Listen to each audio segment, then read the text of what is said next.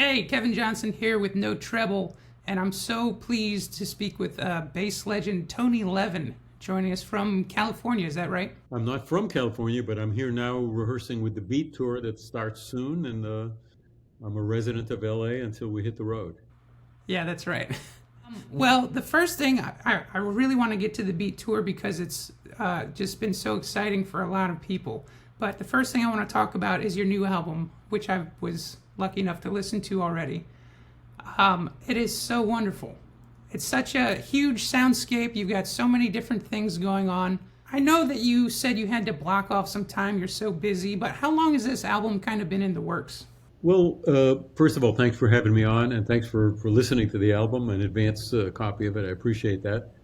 So, like anyone who's on the road a lot, when I'm home, I do music most often for other people, play bass track for people, and then when there's a little time, I write stuff. I've been doing that forever, and really only a couple of years ago, I kind of started seeing as things are not easing up for me as I get older. I'm actually busier, and that's a good thing. It's a good problem to have. So I could see if I don't carve out some time, I'll never finish that album. And I had a lot of good material, way more than I used for it. So for the last couple of years, I had it in mind. And then early in 2024, I blocked out 3 months, something I don't usually do. And I put my own stuff at the top of the list, the priority. And I finished up some tracks and wrote some new tracks. And especially, most especially, I was able to get the players I wanted. I didn't want to do the kind of album I usually do, where you have a rhythm section and you do the whole album in a few days, and then you have other guys. I wanted a specific, especially drummers. I'm lucky to know some great drummers, and I had specific guys in mind for each track. So the personnel are different on each track, and in my musical fevered brain, they're each tailored to that track. I'd play the bass line and I'd fashion the piece and the composition. I think, well, who would I most like to hear playing drums on this? You've had so many great players to have throughout your career. Yeah, lucky for that, and as you can imagine, it's a learning experience. I learned. I sometimes think about Steve Gadd. I was so lucky. I was a classical player and went to Eastman School of Music, and I played a little jazz, but only a little. And there was this drummer, Steve Gadd, who was great at that age too, and well known. And he had no bass player to play his gigs with him. So how lucky was I that at that young age I really he quietly was mentoring me, because I didn't have a clue how to really play good jazz. Maybe I still am not that great at it, but it was good. So I busted out of classical thanks to a drummer, and each band I've been in, the other players too are inspiring, and we could talk all day about that. But when you get, at least in my experience, when you get kicked in the butt by a guy who's better at the style than you are, it's a challenge, and you get the chance to learn and become better at what you do. Well, I was going to say you had, your brother gave you some jazz education in the beginning too, right? We've been playing together since day one. He's 3 years older. Pete started out on French horn, classical, went to Juilliard, I went to Eastman, and he became a jazz keyboard player really quite a while ago, and he's really great. And so much, really, in a bass kind of way, I've followed in his footsteps since I was a kid. If nothing else, I learned from him not to turn down gigs that seemed questionable, because you might meet a drummer that's really great and it might lead to something else. But I was probably 13 years old when I learned that lesson. Yeah, yeah, by the way, a treat for me, because we live nearby each other, me and my brother Pete. So in the early stages of these compositions, I would turn them over to Pete. I'd say, "What do you think horns would?" He's a really good horn arranger. You think horns would work on this? So I bounced a lot of the stuff off him, which was a treat for me. When you were a younger player, do you think you were really ambitious? Were you like really fighting to get a lot of gigs? No, just I don't know. I'm sometimes asked what's good advice for bass players. I'm really clueless about that. I only know myself. I decided when I was 10 or something, I don't know why, but I decided I wanted to play the bass, and that meant I wanted to play good music that seemed to me good, and I wanted to play with good players. And essentially, all of these years, I haven't changed a bit. I still want to play the bass. I still want to get better, and I still want to play good music. I get a little grumpy if the music's not good, and if the players are not good. I don't get grumpy, but then I kind of wish it was. I look forward to the next musical endeavor where their players are good. And of course, needless to say, I'm very lucky that nowadays I play with really great players. And so this album, bringing it down to the bass, is, I know you said, is really like kind of genreless, or if it had a genre, it's bass. A lot. You're using a lot of kind of techniques and experimentation to kind of write the music. And so I was wondering, like, what keeps you inspired? Are you just normally creative and trying different stuff out? Yeah, well, I thank you for a very good question. I had a lot of material, like I said, way more than enough for an album, and I tried to let study it and let it tell me what this album's about and where it's at. And a lot of them were based on bass sounds or bass techniques. I don't mean that that's all that there is in the piece. They're compositions, and I thought, okay, there's really a valid album here, or more than an album, a project, because I insisted, the poor record label, I said, I've got portraits, photo portraits, really elaborate ones, not just in the studio, but out, out and around, out and about, of each of the basses I played, and I want there to be a significant booklet with the CD, if there's a vinyl with that, and kind of that, to the listener, that's a thing that's included, but it's not a big part. But to me, the overall thing, even some almost poetry or prose I wrote about the instruments and my respect for these, I don't want to go on all day about it, but these friends of mine, these basses in my collection, who give me their sound, and hopefully I give them in exchange some good music. So I went on about that. So that to me was what the project spoke about. Flatiron Recordings was very accommodating and said, whatever you want, Tony, we'll do that. And you want a Blu-ray with the highest res copies of the music? Yeah, we'll do that. So all along the line, they've been very supportive. So I got to do my self-indulgent project the way I wanted. And yes, it's about the bass, but as the music came together, it became more importantly to me about the other players. I really got quite a cast of great players on it. And when you do a record, you have to listen to it a lot after it's done. The mixing and different kinds of mixes and stuff. And I'm constantly smiling when I hear it because of the other players and the great job they did. One of the tracks that actually has Steve Gadd and your brother on is Espresso Ville, and it says you're using fingernail style technique. So are you just kind of plucking down with using your fingernail, or what's that technique? No, there's maybe a better name. I don't know the name of it. I'm plucking with my fingernail and simultaneously getting an overtone with my thumb by partly putting that on the string. You know, I don't know what the name. I call it fingernail, and it does involve a fingernail, but overtone. You see guitar players doing a lot with a pick, but with their thumb. And of course, here's the string. As you go this way, the overtone changes. The note is the same, but the overtone. So the solo I took is that style, and it's the style. Like all the styles, I didn't do it for the first time. I've been doing it when it was appropriate for a long time, but that one is rarely appropriate. And so I thought, okay, this piece, it's going to start off with my espresso machine, recorded that, and it's going to end with that, and I'm going to loop that in quietly in the background. And B, when it's my turn for the solo, which is only a little part of the piece, I'm going to do that fingernail thing. Another one that I think has a really great tone is the bungee bass. Can you tell me what you're doing on that one? Just playing the NS electric upright. It's a great sounding instrument. As I have said, did I say it on the liner notes? I forget. When a bass gives you the way it sounds. Let's say at the NAMM show, the trade show, I used to visit some guy in a booth would say, would you try my bass? And I would go, oh, okay, I'll try. And I would just play a low E for a while. And the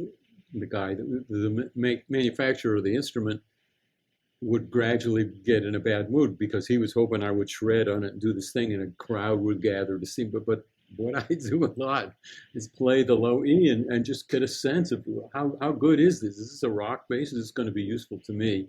Yes, there's other things you could do on the bass, but to end that story and go to the other side of it, sometimes a bass just gives you this gift. So the NS is an extreme of that, the NS electric upright. When I play a low note on many records, this has happened, the producer and the artists just go, oh, Tony, that's what I wanted with my ballad, with my piece. "You're so good." They say, "You're great." And it's not me at all. It's the instrument. And I say, "Yeah, okay, I quietly take credit for this." So the NS Electric Upright is the extreme of that. Also, the Music Man Stingrays that I've been playing, and with a different sound, of course. To me, when I first played it, which was before even Ernie Ball got the company, I play a low G, a low E. There were only four strings at that time, and it sounds like rock. It sounds like it's really what I want. It's the sound that I want. So I was never one who knew how to experiment. Well, if I changed the strings, if I changed the pickup or did this thing, uh, that kind of musical imagination I'm not gifted with. But I know myself, and I know if I pick up a bass and it just sounds great playing a G, oh, this is going to be very useful for me. And the Music Man Stingrays have all, and some of the other models, they have always been useful to me. And by the way, since I'm on the subject of Ernie Ball Music Man, they took over the company from Leo Fender, and they gradually and very carefully made tiny improvements, and they didn't lose what was special about it. I mean, if it had lost the original special thing that it had, I would have kept the old ones and stopped getting the new ones. But indeed, the very newest ones, the Stingray Special, is my main go-to bass now. It hasn't lost a bit, and I can adjust the tone to get it to sound, if I want, exactly like the vintage ones. Sorry to go on about basses. I do that. You're talking to the right people right now, okay? That's what we like. Um, so that's kind of your go-to right now. Do you have all your basses set up and just kind of pick at each one as you're kind of walking around the room, or? In a perfect world, which is my studio, my home studio, sure, I got all my basses. Peter Gabriel wants me to come to England to do some sessions. Okay, I got to pick how many will fit in the trunk and which instruments, and try to hear the tracks, which will determine that. And sometimes some difficult decisions, because I have to leave. Maybe the last of the I.O. album, we toured with it last year. The year before recording it, I didn't have room for everything, so I left the stick at home. So I did not play the stick on that. From the little I heard of the way it was going, I sensed, well, it's more important for me to have the fretless, and I think I brought some other vintage things. Anyway, yeah, then it's hard to make that choice, especially if it's a diverse album, or if it's a New York session. That doesn't happen so much anymore. If I'm going to drive a few hours to New York, I can lug a couple basses, but that's all. Yeah, I was wondering, I mean, it sounds like you find the natural sound and feel of the instrument, what it gives you. So how much are you experimenting with different instruments? Like if someone sends you a track, are you going to try 3 or 4 basses on it, or do you kind of have an idea? Well, on my album, on my tracks, for sure, I'll record it, and it just won't be quite what I want. And I've gone through as many 4 or 5 basses to get the right feel, and I don't want to change. Let me stay on the subject for once, and uh, say, yeah, generally I get a sense just I'm not thinking about it, but I get a sense in my head of the sound. And then if all my basses are there, I can look around. I know the basses really well and know, okay, that one will do it. Or that one with some dampers will do it. Or the fretless is going to be the one. And I have a Music Man a couple of fretlesses, but also the NS Electric Upright with the magnetic pickup on can sound exactly like a fretless. And they're subtly different, but I know the sounds, and so I'll get a sense of that from hearing the track. By the way, on the album, I happily revisited my Steinberger bass, which is the first one that Ned Steinberger made, a really special bass, a fretless. I used to play it a lot on the road with Peter Gabriel, but through the years, it turned out I was only playing on one song. There's not that much fretless playing on this stuff, so I stopped taking it on the road, but I pulled it out for a really special to me track called Floating in Dark Water with Robert Fripp's Soundscape going, and this kind of bass melody on bass. And that's one of the few tracks that only has 2 or 3 guys on it. Yeah, the way that song came about, I read in the liner notes, is that he would just make soundtracks for while people were coming into King Crimson shows. And when he first asked you to just go out and play along with it, how were you? That's kind of putting. I mean, I think a lot of people would feel put on the spot. How did you feel about that? Um, yes, casually I felt put on the spot, but that's King Crimson will do that. Robert will do that in a respectful and okay way. And he would have been okay if I went out and didn't play a note. But he also knew that just improvisational playing, we've been doing it together for years in a band context. It didn't, and this last few tours we did, there wasn't any of that, but that doesn't mean we can't do it. So he knew I would be comfortable with that. I think an interesting, I don't know what was in the liner notes or what it said, but an interesting and funny thing about Robert kind of behind the scenes is this started, he would record a soundscape after sound check, and people would hear it as they came in. And then King Crimson would go on stage exactly at 8 o'clock, and I mean to the second. So we'd be lined up, ready to go on stage. And, you know, and the tour manager would go, boom, it's 8 o'clock, and we would be there. And yes, I don't remember the first time Robert said, you should go ahead, Tony, when you plug in, go ahead and start playing to the soundscape before we fade it out and start with our first piece. And then he started doing it regularly, and jazz players have a way to signal each other the key. Maybe everybody knows this, maybe they don't. If it's in B flat, they'll go two flats, F, G. So he would, because we just heard that we were backstage not paying attention, and he would tell me the key that his sense of the soundscape was in. But a lot of times, let's face it, the soundscape was atonal. And so I'm looking at him doing this, and I'm listening to what I'm hearing in the PA in the house. I'm thinking, I'm not sure. And then some nights he would just go, one sharp and four flats. And so it got to be a joke between us. Basically, he's saying, good luck with the key on this, and play it. And anyway, at the end of one of the tour legs, he said, Tony, why don't you take some recordings, which you have access to, of these soundscapes, and play bass to it, and we'll put it on some album. And I missed the boat. I didn't do that. After the tour, I was immersed with other stuff, and there were a lot of soundscapes, and it seemed like it was a good thing, but I just didn't have time to really deal with it in the way it deserved, so I didn't do that. Fast forward a whole bunch of years, my album, and I emailed Robert, and I said, what do you say? I finally do that, and I'll take one of your soundscapes, I'll play bass on it, and put it out as a track on my album. And he said, sure. So that's how that came about. That's awesome. That's so cool. One other song I wanted to talk about is you're talking about, putting it out on vinyl and everything, and you've got the side B, Turn It Over. I don't know why I kept coming back to that track. It's just there's something so beautiful about it. I like so much. Are you still a vinyl guy? Are you listening to like physical media a lot? I'm a vinyl guy, love vinyl, love the experience. And this piece, we'll talk about the piece, it's about the experience, not the literally turning it over, but what it used to mean to get up from your chair and turn it over. But I'm also a guy who just immersed in music that I'm doing and that I'm going to do. So I have very little time on the clock time to listen to other music, and also very little musical brain time left.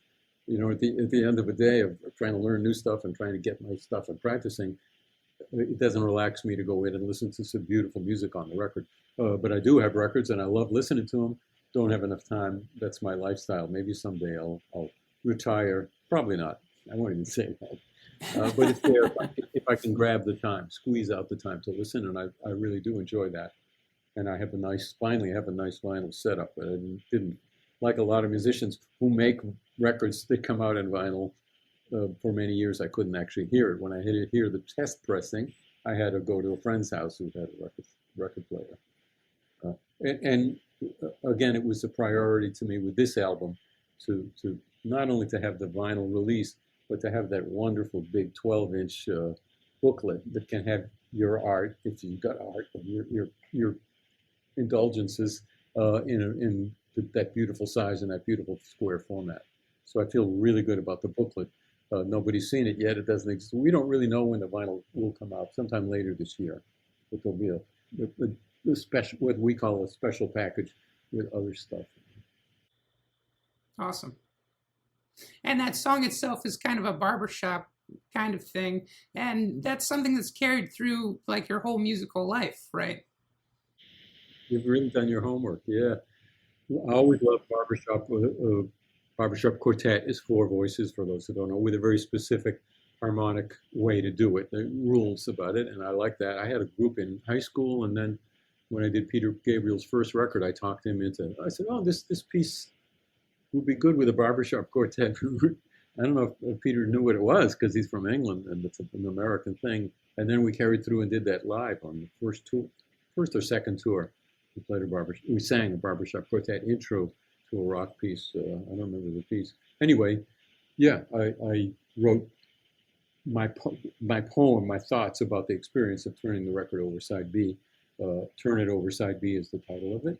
And I wrote it in the style of the barbershop quartet, but breaking the rules of barbershop quartet, because this is the album where I said to myself, let go of your rules. It's okay to break them. And there's a few subtle ways that I did break my own rules. And I have a bass solo, a fretless bass solo in the middle of the barbershop quartet. Yeah, that's kind of breaking the rules, maybe. Way breaking the rules. If you were dictated by those rules, which I use, yeah, generally I'm not, but sometimes barbershop's going to be this. So yeah, I took a deep breath. For example, while I'm talking about my album stuff, um, the piece "Fire Across the Sky" was a poem I wrote about the experience about John Lennon, and yeah, and in writing it, I went on a kind of writing trip to Berlin. I just with my stick in an Airbnb, and I came up with the music for it on the stick. And I don't think I recorded it, but I made careful note of what I was doing. And it just kind of at the end, it felt like it just went into a classical guitar piece that I remembered.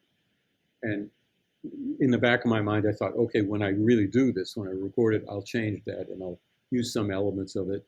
And then later, I took a deep breath and I said, you know what? It's okay to play that classical solo in a way that seems like you oughtn't to do that, just because it's the publishing is complicated and stuff like that, and it's easy to change a few notes. But I said, I'll just let it be. So there's this wonderful piece that it goes into at the end that I would love to take credit for writing, but I didn't. You have you said that you or in the liner notes, excuse me, it said that you were kind of there was like half of it was kind of prog rock, the tunes you were doing, and then you had to set those aside to maybe focus more on this bass thing. So is that implying that maybe there's going to be a prog rock album from you coming up? If life allows, yes, there will. Long way away. I'm busy touring and I got plans for at least the next year before I re-enter that. But yes, so, I forgot that I had written that down somewhere, but I had way more material than I wanted for the album, and I wanted to do some fresh, absolutely brand new material. Uh, and in going through it, the things that seemed really in a different vein were very good, but for progressive long track, maybe 10, 12 minutes of instrumental. It does not feature the bass. Nothing wrong with that. But I thought, yeah, that's a really different album. Let me split them up and focus on the album I have and get it right. Yeah. Well, I'm really excited for people to hear your album. It's coming out September 13th. Is that right? That's correct. Yep, just as our tour starts. The Beat Tour and the album are simultaneous. Had it not been for the Beat Tour, I would have done a small tour around the U.S. film clubs and played to the tracks and introduced people to the new album. That was my plan. But when I had the chance to tour with Steve Vai and Carey and Adrian Belew, that one, I had to think about it for about a second. Yeah, I bet. Yeah, I want to make sure we talk about Beat. So I just wrote up a little article talking about your latest road diary because you just had the first rehearsals, right? Yeah, thanks for reading that. Yeah. So how are those going? It's going fine. Let me just say a thing about road diaries. I, I work on, I'm tempted to say the word work, but it's not work. I enjoy doing them. It's like keeping a journal or a diary, but with photos and going through the many photos I take every day. And I put it up, and I don't really know. My website doesn't tell me who saw it or whether anybody saw it. So thanks for telling me that somebody's going to it and see it. But I just do it. I realized in the 90s, I was kind of early to start a web page. And what it was about was I don't remember. I was trying to sell my first CD with it or something, but I quickly learned that people on the web liked seeing behind the scenes from our point of view, especially photos of the audience, because that's something I take for granted, the wonderful things I see every day from stage during the show. And so I quickly changed the website to to feature that, to feature what it's like on the road. And the website grew huge. And so just a segment of it is now called the Road Diary, where I still, on a good tour where I have time to do these things, especially this beat tour, we're on the bus a lot. I will take a lot of photos, and things will get gritty and interesting because 65 shows on a bus tour, two loops around the U.S. and Canada. It's going to be very real, and I look forward to the diary aspect of that. So thanks for taking a look at it. Yeah, Steve. We started at Steve Vai's home studio with a remarkable array of guitars on the walls, as fans of his know. And now we've moved to normal production rehearsal place, a bigger place.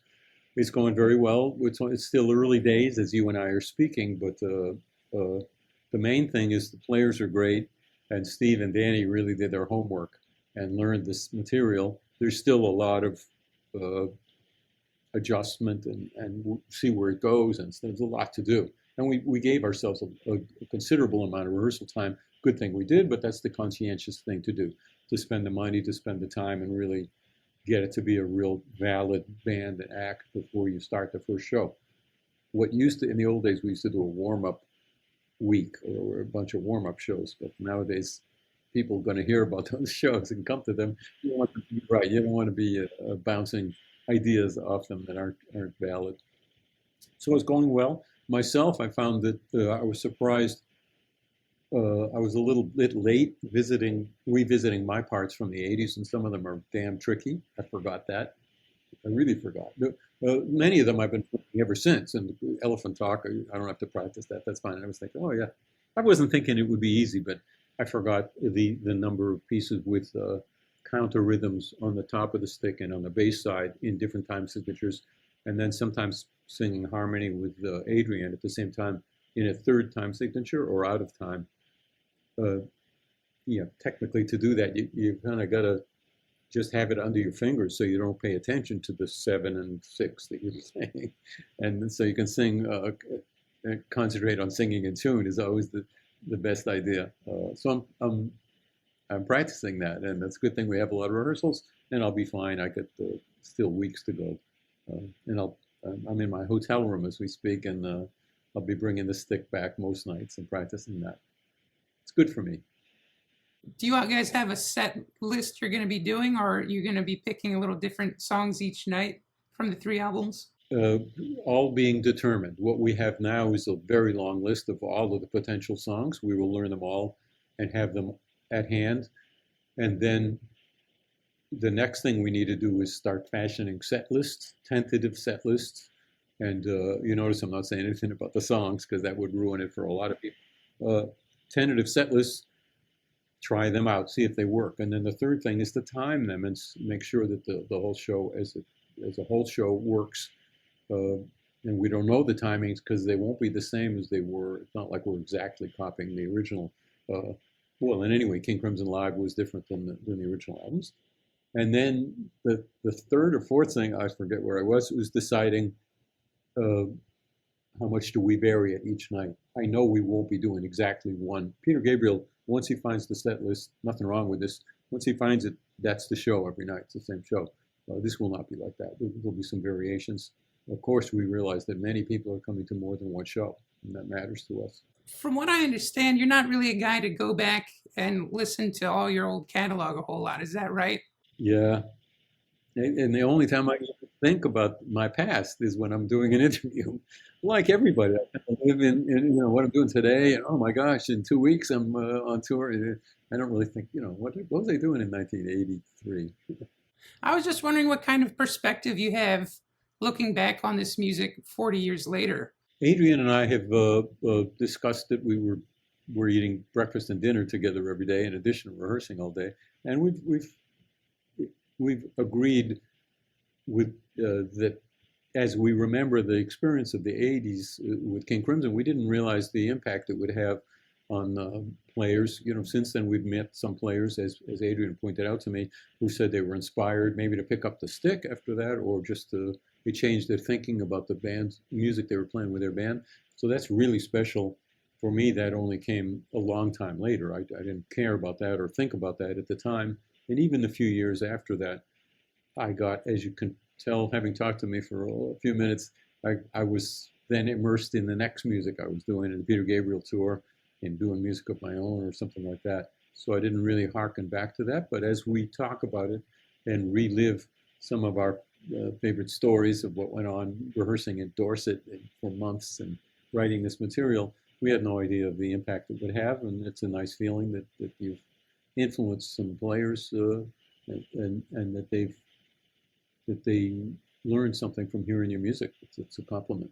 Do any of the stories from rehearsing in the music in Dorset kind of jump back at you that maybe a bass player would like to hear that you can repeat?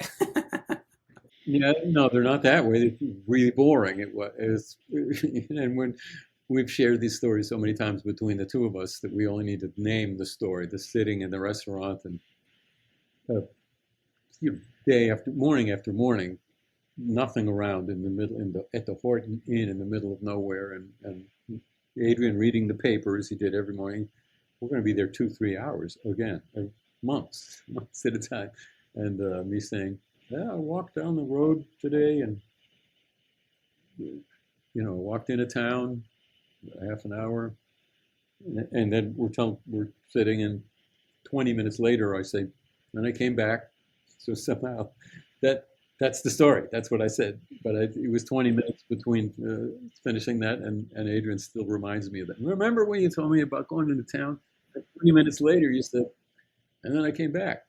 That's all there was to do. You mentioned that you've had so many great drummers, and you've name called them, on your album. But have you worked with Danny Carey before? Only in a King Crimson context. He sat in a few times with King Crimson with 3 drummers. So yes and no. Yes, I played with him. I know he's really good, and I've heard him. But at the first rehearsal was the first time we played as the rhythm section, just the two of us, and it was really, actually, it was special. But I knew he was really good. But at those first rehearsals at Steve Vai's home studio, Danny had a tiny kit, and he was kind of stuffed in a corner, big guy in a little corner of the room. So really, it was only when we moved to production rehearsals that they were still in the process of setting up his full kit, and the full Danny appeared. And part of the rehearsal process too is he really hasn't unleashed the end product yet. He's not holding back a lot, but we're working on stuff. You know what I mean? It's really different. If you don't know what I mean, it's because I'm not expressing it well. But we're working on stuff and not taking it as wildly as we can and will when it's together. And I would think, guessing that at least the rough plan is that the last week of rehearsing we'll actually just be running the show, and then we'll be unleashing the way it's really going to be. I know I can go far away from my basic parts, but these first weeks it seems pretty appropriate to play my basic parts and let Steve and Danny hear the bass the way it was in the original, and then only later on I leave that. How is it feeling different from the original, having Steve and Danny? It's very different. It's the same material, and they're very different. I think I would have to wait further into rehearsals or even into shows to be specific about how it's different. And Steve Vai has learned Robert's extraordinary parts, but his picking technique is not that same technique as Robert's, and he also has found ways to make it himself a little more. And I really couldn't tell you the exact detail, but I can hear the difference. So it's the part, but it's Steve doing the part. And sometimes he varies from the parts, and we're kind of in the process of deciding how much varying from Robert's, which parts really need to be pretty close to exactly right, and which can vary a lot. So that's just Steve. Danny is varying from it from the beginning, except for the distinctive, if it's a drum part that sets up the way the song is. So in a sense, they're doing what I'm trying to do. Is I'm trying to keep true to what's special about my part, but to leave it behind and let it grow if I can. Last question. You guys are going to be together so much. I know you're not a fortune teller, but do you think you guys could write any original music together? There is no plan for that. That's for sure. We're immersed in trying to get this show together. We'll be together a lot. I don't know I've been on bus tours before, but not with these guys. Well, I've sung with Adrian, but I don't know, in the bus on the first night, maybe they're going to say, okay, it's writing time. Let's write. It would surprise me, but maybe that'll be the fact. So basically, I don't know. I know they're really good guys, and I know that I've done enough bus touring that it's a challenge to spend that many days, 2, 3 months on the bus and find productive things to do. For myself, I know if I'm keeping my road diary, then I have about an hour or two of Photoshop loading my pictures in, deciding which are the good ones, and getting them in shape to the next day to post. So there's a couple hours. I also remember I mentioned the list of things that I'd like to do. So I would like to come out with a poetry book at the end of this tour of poems from the bus. Whether I will or not, it's a frivolous to talk about that, because if I don't, it doesn't matter. But it's good to have ambition. So there'll be some poetry writing in my bunk at some point. And if the guys want to try and write new music, then I'm more than willing. Awesome. Well, Mr. Levin, thank you so much for your time. I know I want to let you get back to your rehearsals starting soon, and we're super excited to see what comes out of that. Your playing and your creativity is so inspiring, and I just want to say thank you for taking the time to talk today. You're very kind. Thank you for taking the time and for doing it so well. I appreciate that. Take care. Thanks for having me.